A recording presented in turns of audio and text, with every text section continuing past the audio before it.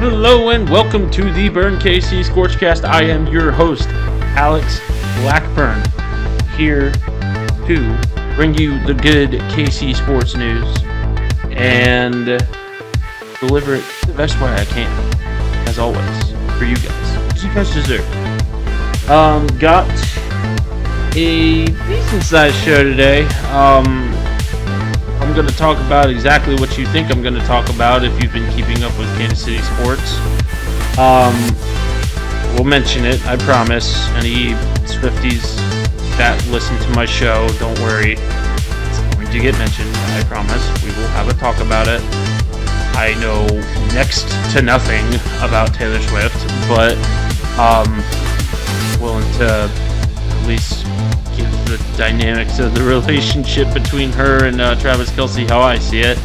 But more on that later. We do have some college football news to talk about as well, and some Royals news, some Sporting Kansas City news.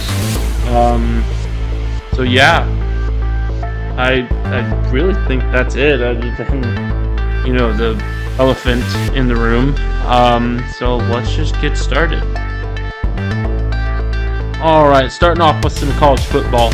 Pretty good weekend for all three local schools. All three local schools came out with a win. KU and Mizzou are both ranked 23 and 24. Not respectively, switched around.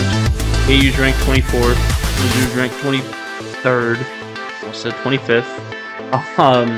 But yeah, both KU and MU are ranked for the first time, ranked together for the first time since 2007. No, 2009.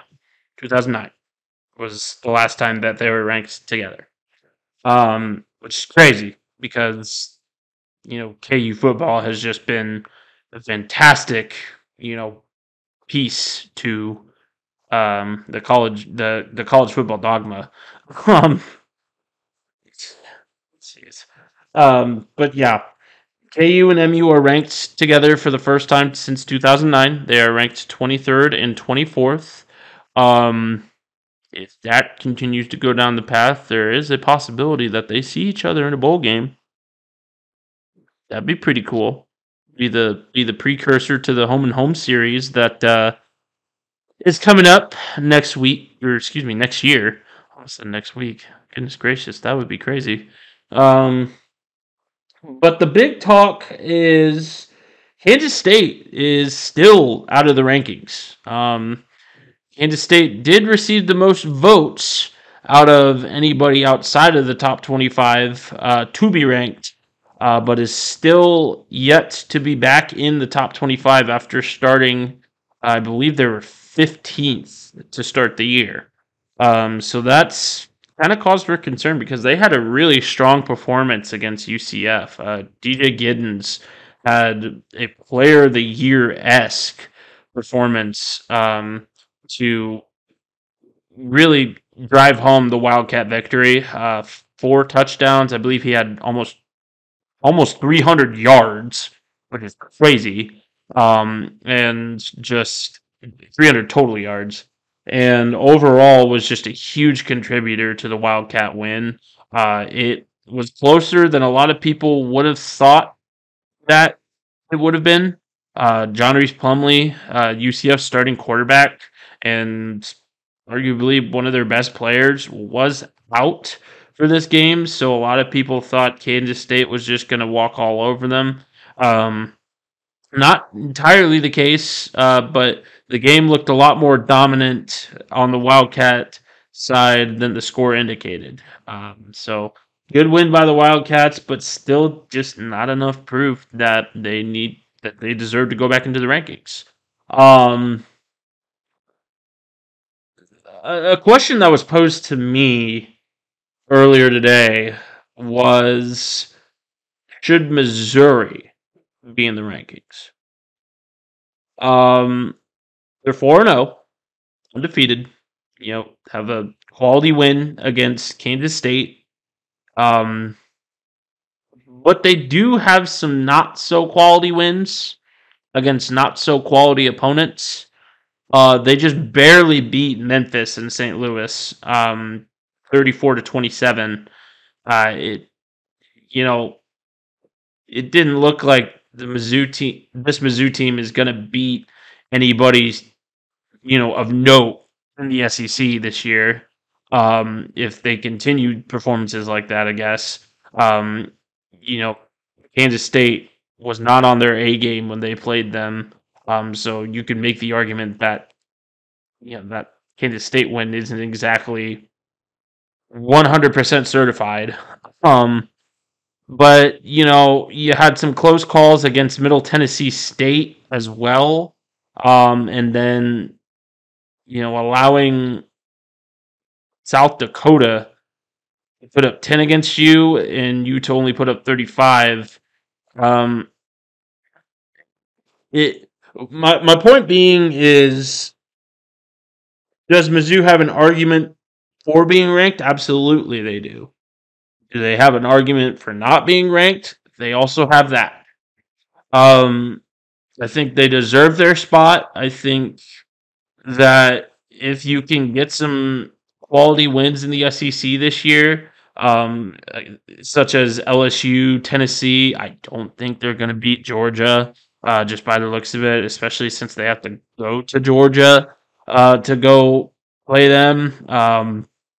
But if you could get some quality wins in the SEC this year, I think you got as good of a chance as any to go 8-4, 9-3, or better, which is what you want to see out of the roster that Missouri has out of Eli Drinkwitz.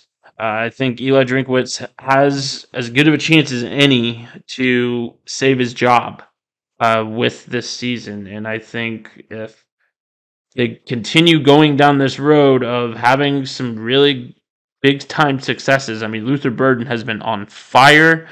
Brady Cook has come into his own as the starting quarterback of the Missouri Tigers. But there are still a few questions to be answered with this Missouri team. Um, Questions that hopefully can be answered in the next couple of weeks. You got Vanderbilt coming up next. Doesn't really get any easier than that afterward, though. You got LSU after that, and LSU has had some pretty bad performances this year. That game against Florida State comes to mind, but they're still a very, very good team in a very, very good conference. And if Missouri plays like they did against Memphis or plays like they did against Middle Tennessee State, they're going to get walked all over. So that's kind of the argument that a lot of Mizzou naysayers have. Me personally, I think all three schools deserve a ranking. Um, you know, I I love Fresno State. I always have been a fan of their program, but I don't think they're better than Kansas State. I truly, honestly don't. I think Kansas State walks all over them if they play each other. Um, but, I'm one piece of the Associated Press, so I can only do so much. I apologize. Um, But yeah, just a quick recap of the other two games that were really the KU game because I've really gone over the other two ones kind of as much at as much length as I feel is necessary. Uh KU BYU started out really slow for the Jayhawks. Um you had some really good plays. That Kobe Bryant scoop and score was awesome to really get the crowd into it very, very early. But then you just kind of lost momentum in the first half. It can't continue to be like this for KU if they expect to beat teams like Texas, like OU, like Kansas State. It just can't continue to be this slow starting undisciplined play. You have to find your groove and you have to stick with your groove. And you have to remain disciplined. And the Jayhawks, while they turned it around in the second half, needed a spark from Kenny Logan to do that. and that was the interception return that Kenny Logan had that really was the turning point of the game. Because if that did not happen and BYU were to go down and score again, I don't think KU pulls that one out. I for sure don't think KU pulls that one out. So you can't rely on a big play to just happen. You have to be consistently good throughout the game. That's what the best programs do is be consistently good throughout the contest and just wear your opponent down until they don't want to try anymore. That's what good college football teams do. Um, and you're going into Austin this coming weekend. You cannot have any mistakes. Um, it's going to be very, very tough on you if you get behind in the first half, if you can't stay disciplined, and just overall, you can't come out flat. And I think KU does have a chance to beat the Longhorns. They're a really, really good team right now. And they beat Bama. I mean, that's certainly saying something. Um, KU has to play mistake-free football, and they have to play like those past years down in Texas. I saw a quote from Lance Leipold that said, both teams are light years better than when they last faced each other. So it's a matter of getting that focus in and playing your game to the best of your ability, because that's the only way that you're going to beat this Texas team is through how you played against BYU in the second half times two, frankly speaking. So, and even that might not get it done. So you got to figure out a way to basically have the perfect game.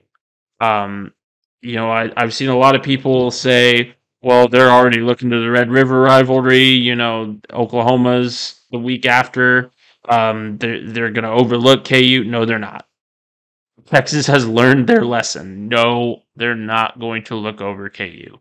They're straight up not. And if they do, they're stupid. They're incredibly stupid.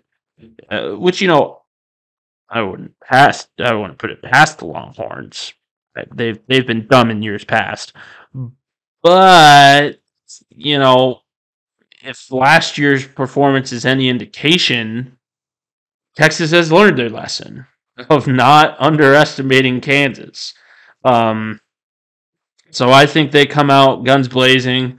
KU has to do the exact same thing. They have to match and exceed energy, and if they have any chance at winning that game. So they're 17-point underdogs right now. I wouldn't be surprised if it was KU's first loss. If it is, I don't think many people are going to be surprised, and I don't think many people are going to count out the Jayhawks unless they lose big, which I don't think they'll do. I think they'll make it a contest, but they have to play mistake-free football if they have any chance at winning that game, which so far Kansas has not been able to play mistake-free football. So, as for the other two, like I said, Missouri's got Vanderbilt next. I think they should be just fine. I think Missouri easily defeats Vanderbilt. Vanderbilt is kind of the doormat of the SEC right now. Don't see them having any problem with them. And then same goes for Kansas State. They're playing Oklahoma State, which is a team that is absolutely reeling right now, and could lose half the roster via the transfer portal by the end of this season. So they're facing a reeling Oklahoma State team. I see them blowing them out of the water. So that's kind of my preview for the other two local teams' games. Okay, onward to the Royals. The Royals are kind of playing spoiler right now. They just swept the Houston Astros who are playoff contenders right now.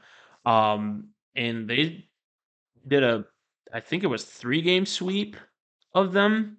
So I don't know what's gotten into the Royals. I think it's just late season BS that they normally do, but it, they're playing spoiler right now. The Texas Rangers are super thankful. I'll tell you that much.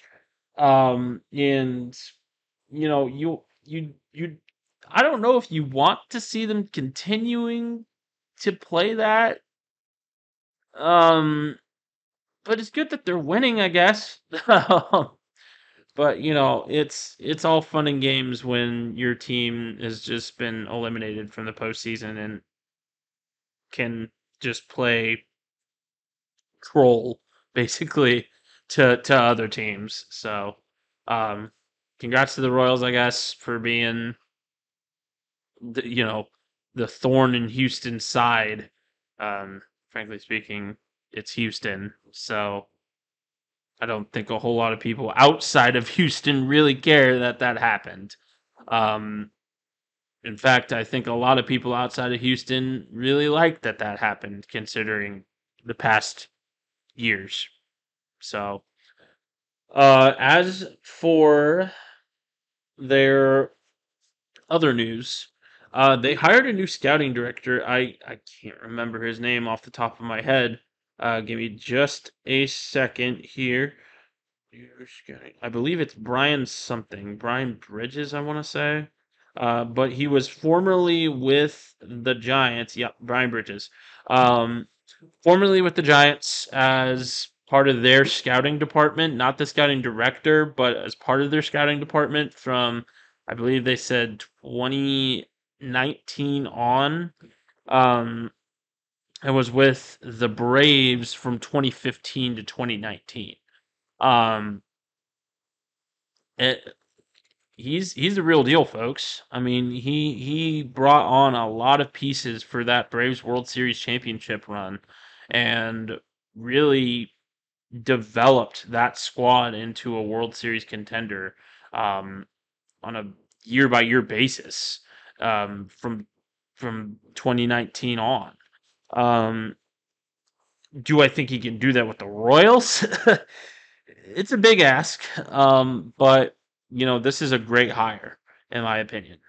It's he's got the credibility, he's got the ability to turn franchises around because I mean the Braves were fine back, before 2015.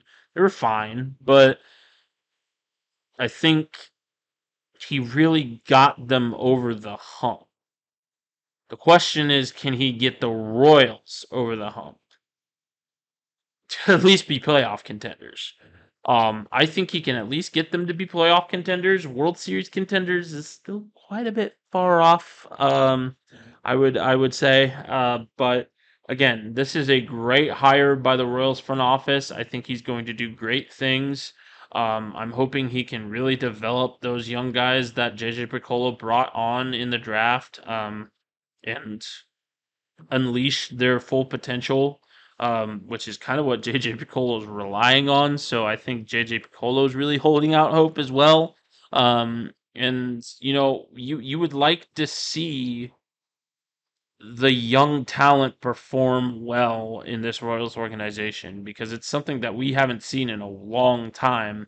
Um, yeah, you got your Bobby Witt Juniors, you got your Vinny Pascantinos, but you want staying power for those guys. You want guys that want to be here, and if you don't have a good farm system, which the Royals don't right now, players develop that fatigue really early on, and especially if your team stinks, really develop that apathy. So um,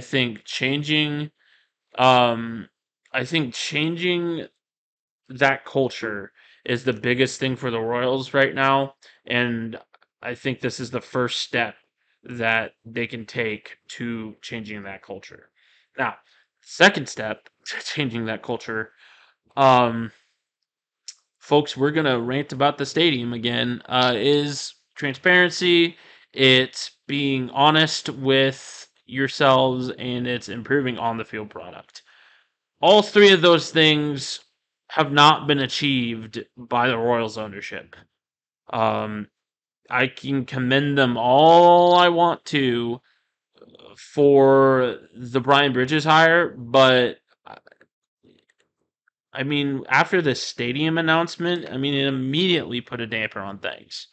And the Royals just need to be transparent, straight up.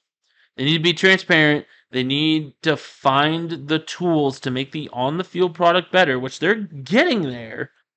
But you need to do more. You actually need to invest in the on the field product before you do anything with the off the field product. Anything. Because frankly speaking, as I've said before, there's going to be taxpayer dollars put into these new stadium ideas. And frankly speaking, taxpayers are not going to pay for this stadium if the team still sucks, which they do. They're an over 100 loss team and have shown next to zero signs of improvement. So there needs to be a fix. There needs to be some sort of band-aid put on the wounds that this Royals team still has from all the misdoings of the Dayton Moore regime in order to do that. And yeah, you got new management. Yeah, you got better pitching, better marginally. But there's still this is still an over 100 loss team. Nothing's changed. The Royals need to find that change before they can do anything with the with the off the field product. And I don't think John Sherman realizes that at all. And he can say all he wants, "Oh yeah, we're making every effort to improve the on the field product." No, you're not, because frankly speaking, you haven't really done anything. It's been the guys below you that have been doing things, not you, John. You haven't been putting any money towards the on the field product. You haven't. Be honest with yourself. You haven't been putting nearly as much money and resources towards the on the field product than you have with these half baked, stupid ideas to move the K, which doesn't need to be moved in the first place. I don't think anybody has a problem with the K's location and the K's condition. And if you do, I would very much like to hear your opinion on that, because frankly speaking, the Royals renovated it back in like 2018, didn't they? I'm pretty sure they did. It was sometime in the late 2010s that they did renovations. It wasn't too long after they won the World Series either. So it's a dumb idea. It's a dumb idea, and I think I speak for a lot of the Royals fan base and a lot of the Kansas City area.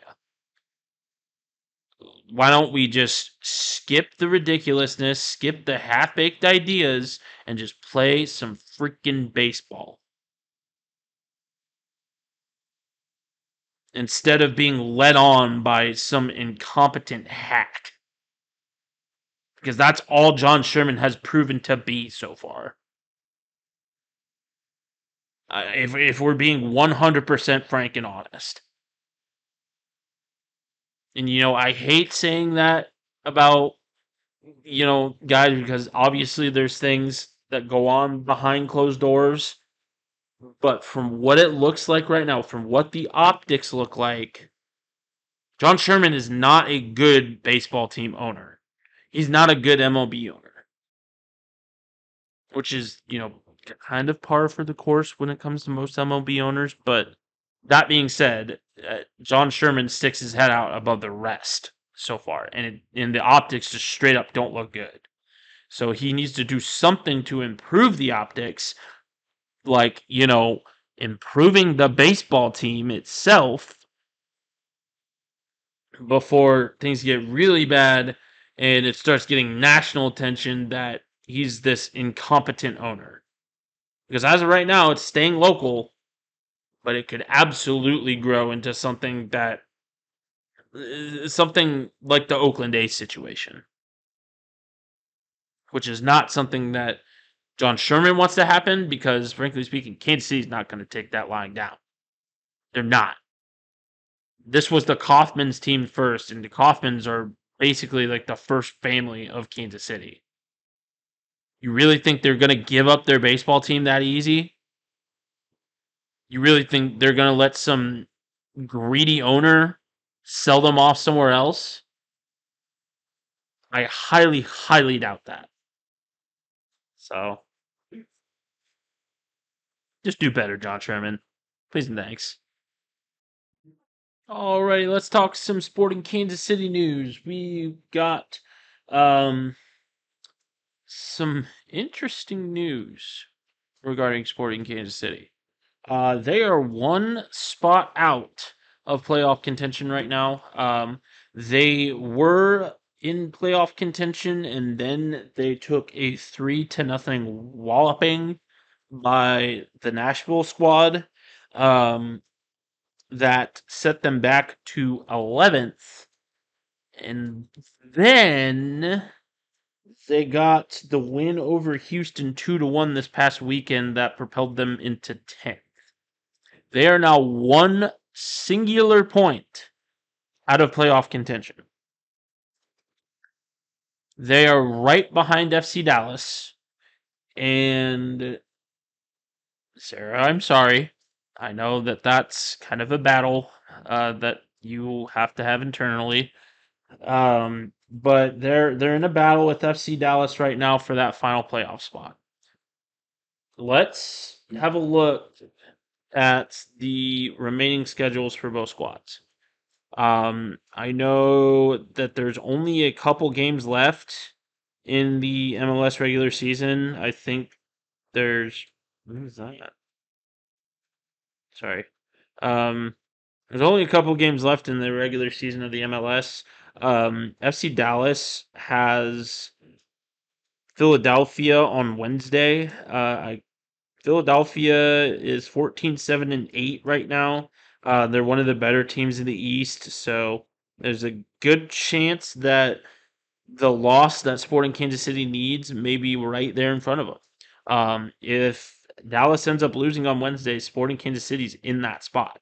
I think. I can't remember exactly how the point structure works in the MLS. I'll have to have a refresher course from my girlfriend. But they have. There's 2 games left in the MLS season. So Dallas has Philadelphia next, and then September 30th, they have Houston for their final game of the season.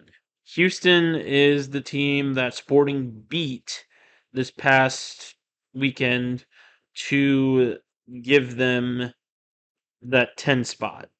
Sporting Kansas City has officially 1 game left. And if you can guess who, I'll give you a cookie.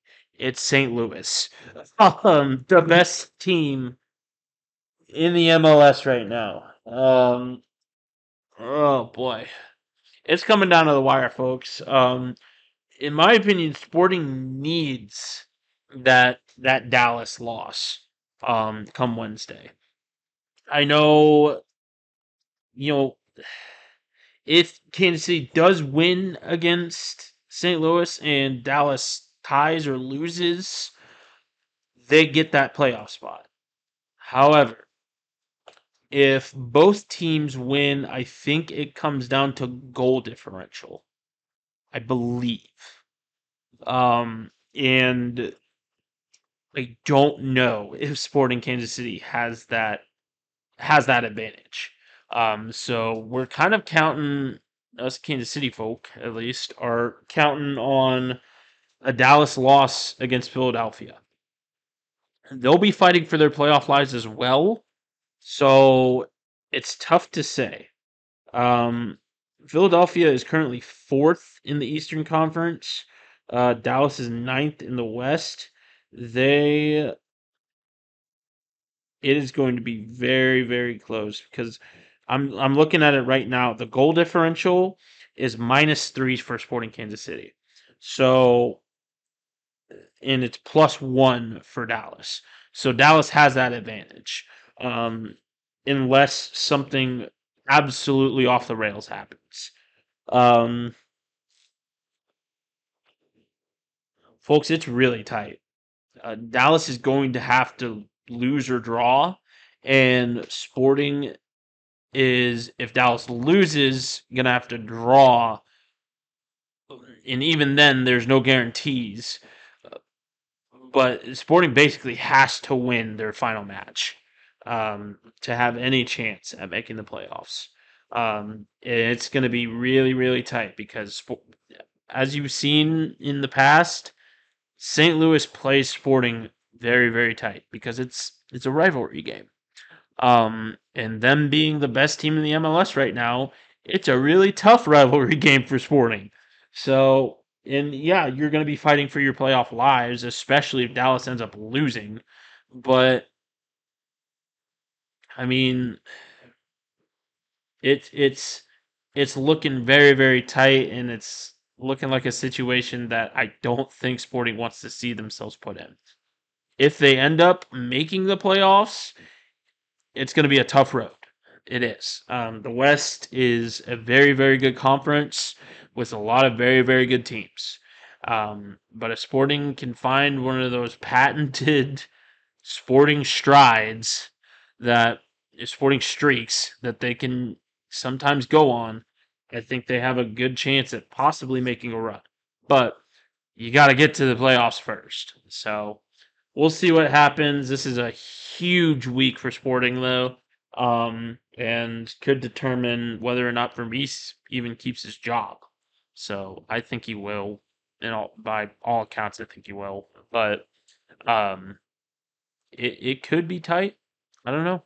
I don't. I don't work for the Sporting front office, so we'll just have to see. Okay, moving on to the Chiefs. Chiefs had a huge week this week.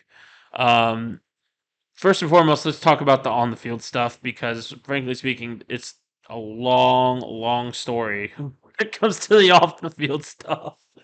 Ooh, baby.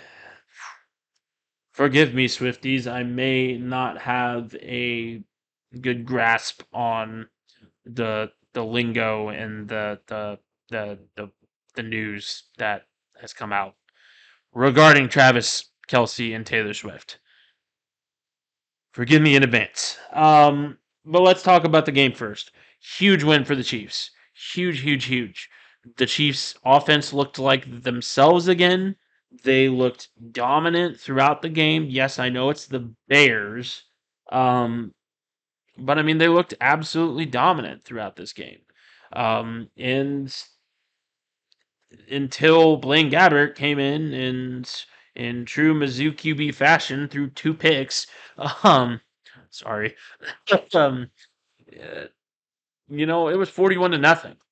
This looked like a Chiefs team that is fresh off a Super Bowl win. In the past 2 weeks, that wasn't the case. Um, the Chiefs seem to have figured themselves out. Um, and I think will only get better from this. Um, Patrick Mahomes had a very, very good game. He did have a little bit of a scare with his ankle. He got rolled up on um, during a play early in the third quarter that could have proven to be costly. Um, he did stay in the game, and they said, it's nothing serious. They think he just tweaked it a little. So that's good. He's not on the injury report or anything. Also good. Um, and overall, just looked like they kind of had solved the issues that were posed on last week's burning question. Let's go ahead and look at that right now and just kind of go over that.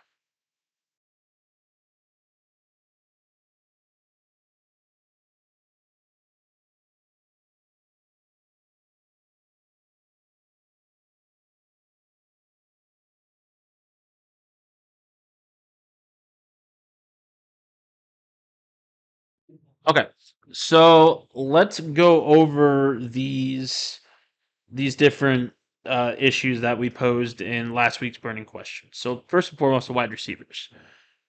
Wide receivers didn't look bad this past week. There were still a couple of pretty plays. Rashi Rice had his, thus far at least, patented bad drop.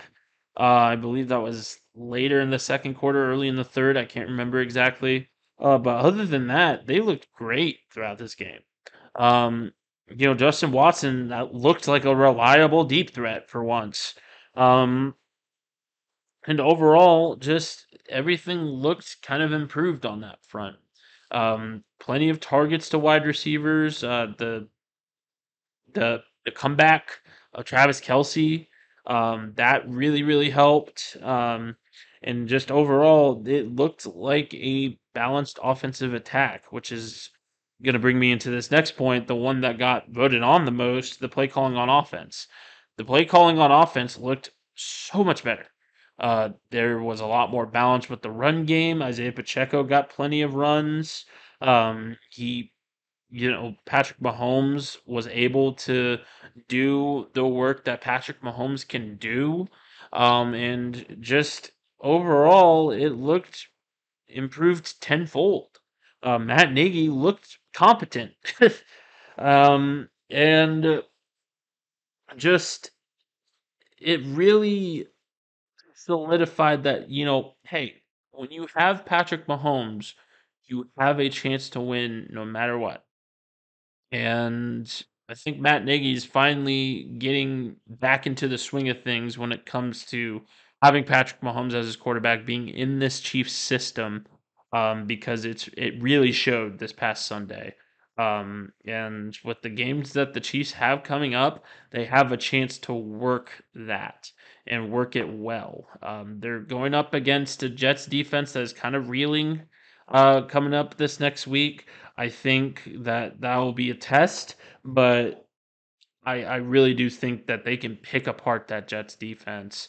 I know Sauce Gardner and DJ Reed are going to give the wide receivers fits, but that just means more catches for Travis Kelsey and more touches for Isaiah Pacheco, which is no problem at all. And as long as this balanced offensive play calling continues to happen, then yeah, I think the Chiefs have a great chance at winning a ton of games this year. The last one is the O line. I'm not gonna address the other. A certain Raiders fan decided he wanted to vote other, and I feel like it's just because he thinks the Chiefs stink. Um, Coach Pearson, I'm looking at you. Um, but the O line, that they haven't allowed a sack. I just realized they haven't allowed a single sack throughout this entire year thus far. They're one of three teams to do that. And yeah, the penalties still are killing us, but let's talk about those penalties because, frankly speaking, a lot of those penalties are kind of unjustified. Give me one sec. I gotta grab my marker. But you look at the Jawan Taylor situation, and I've kind of done some research and inferred from context that it seems like NFL officiating is kind of targeting the guy and is really like targeting just him when it comes to lining up off the line of scrimmage. Why? I have no idea. I think it's just because Chris Collinsworth can't keep his mouth shut, but uh, and opposing fan bases can't keep their mouths shut. But frankly speaking, there's nothing wrong with what Jawan Taylor has done so far. And I've said in the past, if he can't line up on the line and be a competent tackle on the line, then he shouldn't be playing in the NFL, which is still true. But I mean, he's not doing anything wrong. He's really not. I mean, you go look at other teams' tackles, Lane Johnson, the entire Dallas Cowboys offensive line, yesterday against Arizona was by rule of the NFL illegally formed. in an illegal formation is what I mean. And this whole rules for me but not for thee thing is getting very, very old. And I think there needs to be some sort of good hard look at NFL officiating right now because frankly speaking, it's not consistent. It's seems to be slighted against the best teams in the NFL right now. And I think it's because teams are kind of just working against each other to prod and poke at every little thing to get an advantage on the guy. Which is ridiculous because frankly speaking, you should play fair. I mean, you really should. And NFL officiating should know that and should have some parity in regards to their officiating. Um, so the whole situation with Jawan Taylor was not taken out yesterday because of his play. It's because he had a cut on his mouth, per Andy Reid. And he was not taken out because of his play. I think they think he can be a very, very good tackle. And he is a very, very good tackle. Um, it's just a matter of he's being the scapegoat right now for this silly rule that apparently doesn't apply to other teams. So the NFL just needs to get it right, in my opinion. So, but we'll see if that continues. I don't think it should. I think the Chiefs have already submitted a complaint in regard to that because, frankly speaking, I don't think Coach Reed would be talking about it if they didn't. So, honestly, we'll just have to wait and see how the NFL chooses the direction going forward. So, all right, let's talk about the Travis Kelsey Taylor Swift stuff.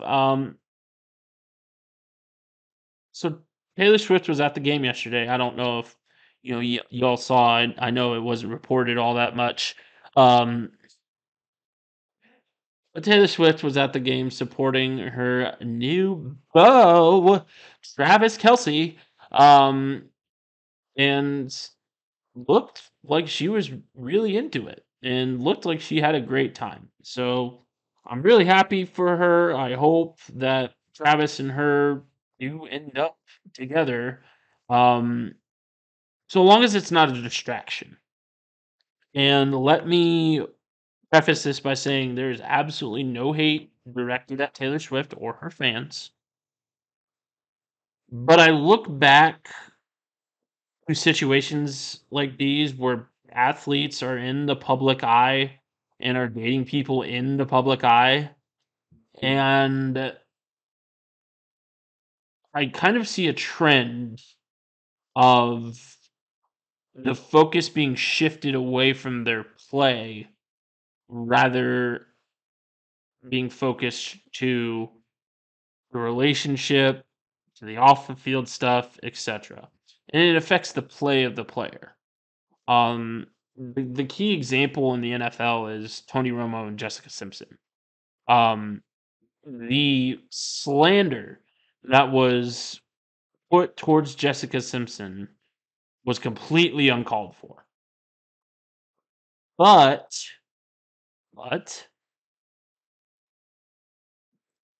there has to be an understanding here that when you are in this much limelight, the lights can get too bright. And I'm hoping that that's not what happens in this case with Travis Kelsey. I think this has a chance to be a very happy, healthy relationship between the two. I think Travis is an upstanding guy, and it looks like Taylor and Donna Kelsey uh, got along really, really well. So it's good. She's already met the parents. Um, and seems to really like Kansas City. I heard they hung out afterward. Had a great time at a Prime Social, I think it was, um, which is a very, very nice restaurant. I don't know if you've ever been there before or not, but very nice, very upscale, very much a place that Travis Kelsey and Taylor Swift would go to. Um, but again, I want to say I don't want this to be a distraction. I don't want this to be a distraction for the Chiefs. I don't want this to be a distraction for Travis Kelsey. That is all I ask in regard to this new found romance that Travis has. You know, Swifties have a great time rooting for the Chiefs. Have a great time rooting for Travis Kelsey. Um, Welcome. If you don't know that much about the Chiefs, may I suggest listening to my podcasts and reading my articles? That'd be great. Thanks. I appreciate you already. You'll learn a lot, I hope. And if you have any questions, don't hesitate. I'll absolutely help you guys out. But I hope you guys can come to a mutual understanding that I don't want this to be a distraction. I don't want Taylor Swift to be distracted from her music career, and I don't want Travis Kelsey to be distracted from his football career. Only because we've seen stuff like this before. And I'm about to quote Taylor Swift here. I said I didn't know all that much Taylor Swift. I've heard this quote before. I've seen this story before. Or I think I've seen this story before. And I didn't like the ending. I hope I like the ending this time. That's where I'll end it with that. Thank you. Thank you. Thank you. Thank you. Thank you. Okay, just wrapping up the show here. That's more or less our show for today. Thank you so much for joining me. I know that this is released a day later than normal ScorchCasts are. I apologize. I had a lot of work to do in regards to my grad school stuff and stuff with college football dogs. I got a new article for CFD coming out. It's just going to be the KU BYU recap, kind of a more in depth look at how that game went. So be sure to check that out. I'll probably be sharing it either tonight or tomorrow, just kind of depending on how things shake out. But just one more piece of news: Blues took kind of a bad loss this past weekend against St. Louis, a stacked St. Louis team that's, I believe, top 5 in the nation right now. They ended up losing 41-5, so unfortunate loss there. They look to rebound at home against Metropolis, a team that they beat on the road, and a team that's kind of having a down year so far. Blues should be at full strength for this game. Got a lot of very good plays from that last matchup that hopefully can be repeated and can, just overall be a good rebound matchup for the Blues Division One squad. So be sure to go check that out. It's going to be at the Kansas City Current Championship Field this coming Saturday. So be sure to go give the Blues a look because the more fans, the merrier. Rugby games are a great time. Go check them out. I highly recommend it. But other than that, that's our show. Thank you so much for joining me today. I appreciate your presence. I appreciate your reads, your clicks, your views, everything of that sort. This has been the Burn Casey, Alex Blackburn, signing off. Have a great night, and I will see you this coming Sunday.